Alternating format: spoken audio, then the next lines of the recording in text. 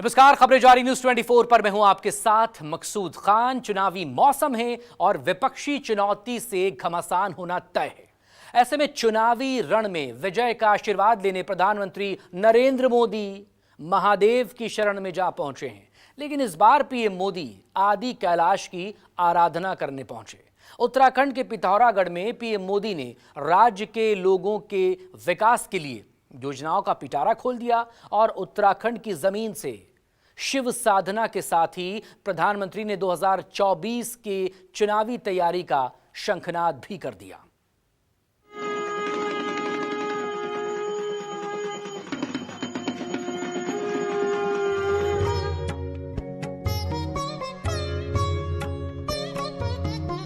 PM Modi की शिव शक्ति साधना, महादेव पूरी करेंगे मोदी की कामना।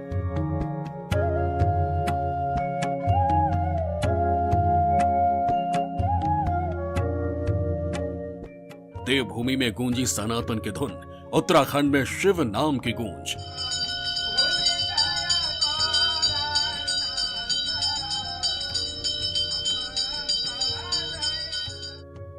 कैलाश से 2024 का शंखनाद, मोदी विरोधियों को मिलेगी मात।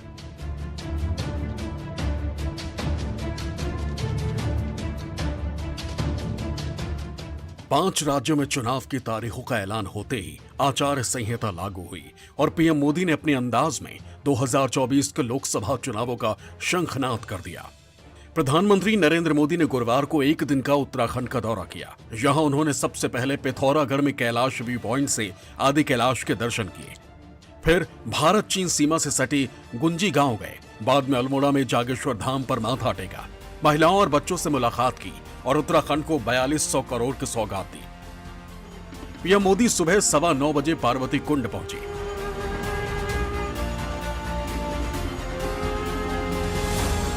पीएम मोदी ने सबसे पहले मंदिर में पहुंचकर पूजा अर्चना की।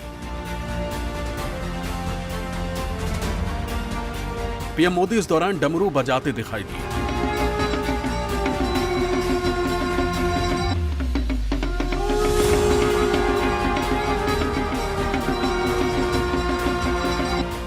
इस दौरान पूरे भक्तिभाव के साथ प्रधानमंत्री मंदिर में पूजा करते दिखे।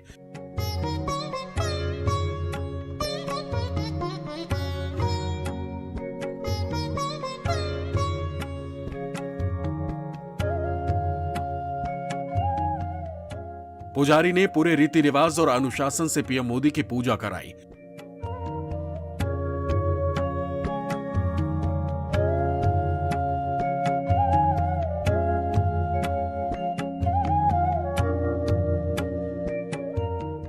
इस खास दौरे पर पीएम नरेंद्र मोदी ने आदि कैलाश का दर्शन किया।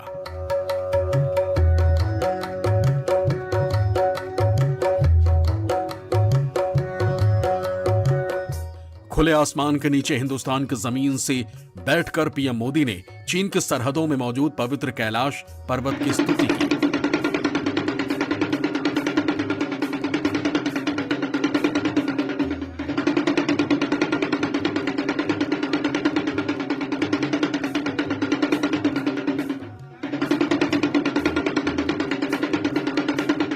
शिव मंदिर में पूजा करते हुए प्रधानमंत्री ने आदि कैलाश के विराट दर्शन किए और देश की सुख, समृद्धि और खुशहाली के लिए प्रार्थना की। हिमालय की चोटी पर स्थित पार्वती सरोवर और शिव मंदिर पहुंचे। करीब 25 मिनट तक शिव की पूजा की और ध्यान किया। पूजन के बाद अल्मोड़ा जागेश्वर मंदिर में पूजा अर्चना की, जहां पीएम मोदी ने भगवान जगन्नाथ का आशीर्वाद लिया। इस दौरान मंदिर के पुजारियों ने पीएम मोदी की पूजा संपन्न कराई।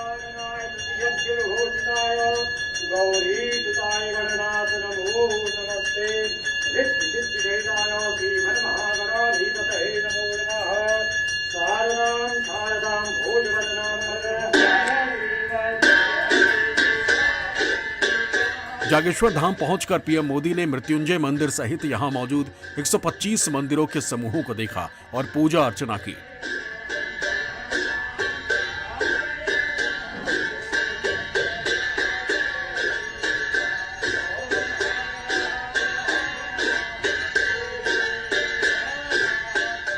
जागेश्वर धाम में विशेष पूजा अर्चना के दौरान प्रधानमंत्री नरेंद्र मोदी ने बाघंबर वस्त्र पहनकर भोलेनाथ की आराधना की। आदर हर शिवम जय गिरिजाधीशा भोले जय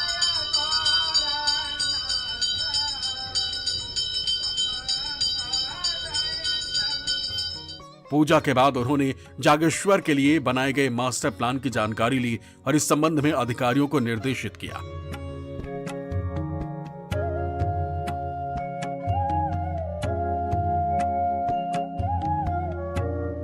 जागेश्वर धाम की खूबसूरती से प्रभावित होकर पीएम ने दोबारा से यहां आने की इच्छा जाहिर की। पिथौरागढ़ के आदि कैलाश दर्शन और पार्वती कुंड मंदिर में पीएम नरेंद्र मोदी करीब 2 घंटे रहे।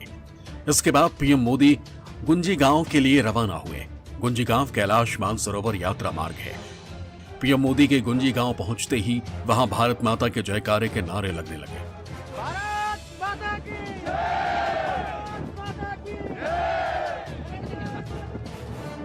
पीएम मोदी ने हाथ जोड़कर सभी लोगों का अभिवादन स्वीकार किया। इस दौरान देखा गया कि गांव की महिलाएं कतार में खड़ी होकर पीएम मोदी का इंतजार कर रही थी। पीएम मोदी ने वहां खड़े लोगों से मुलाकात की। हाथ जोड़ते हुए पीएम नरेंद्र मोदी सभी लोगों का अभिवादन स्वीकार करते हुए आगे बढ़ते रहे। इस दौरान एक महिला की गोद में बच्चा दिखाई दिया तो अपने अंदाज में पीएम मोदी ने उस बच्चे के सिर पर हाथ फेरा। इसके बाद एक बुजुर्ग महिला को पीएम मोदी ने हाथ जोड़कर नमस्कार किया। अपने स्वागत में आई उस बुजुर्ग महिला को देख पीएम मोदी भावुक हो गए और काफी देर तक बुजुर्ग महिला का हाथ पकड़े रहे। इस दौरान बुजुर्ग महिला के पास खड़ी महिला पीएम मोदी को बुजुर्ग महिला के बारे में कुछ बताती नजर आई। जिस बुजुर्ग महिला से पीएम मोदी बात कर रहे थे उसने पीएम मोदी के सिर पर हाथ फेरकर उन्हें आशीर्वाद दिया। गुंजी गांव पहुंचे प्रधानमंत्री मोदी का ढोल नगाड़ों के साथ पारंपरिक तरीके से भव्य स्वागत किया गया। इस दौरान पीएम मोदी ने भी पहाड़ी नगाड़े पर हाथ आजमाए। वीडियो में पीएम मोदी का पारंपरिक स्वागत और उन्हें नगाड़ा बजाते हुए देख सकते हैं। आपको बता दें कि उत्तराखंड का पिथौरागढ़ जिला चीन और नेपाल से लगा हुआ है, इसलिए यहां भारतीय सेना, आईटीबीपी और बीआरओ के जवान तैनात रहते हैं।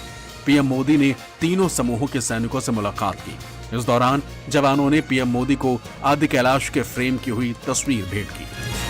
उत्तराखंड के दौरे पर पहुंचे प्रधानमंत्री मोदी ने उत्तराखंड में लगभग 4200 करोड़ रुपए की कई विकास परियोजनाओं का उद्घाटन और शिलान्यास किया।